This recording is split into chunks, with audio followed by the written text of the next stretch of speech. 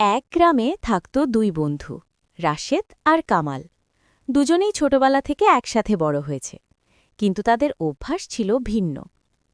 রাশেদ নিয়মিত নামাজ পড়ত আর রমজানে রোজা রাখত মন থেকে, আর কামাল বলতো, এখন না পড়লেও পরে পড়ব, আল্লাহ তো ক্ষমাশীল।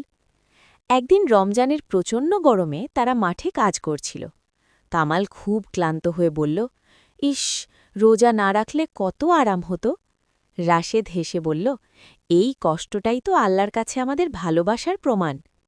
হঠাৎ এক বৃদ্ধ মানুষ এসে পানি চাইলে কামাল ভুলে গিয়ে পানি এগিয়ে দেয়। তারপর মনে পড়ে যায় সে রোজা রেখেছে। লজ্জায় মাথা নিচু করে বলে, চাচা, আমি ভুলে গিয়েছিলাম।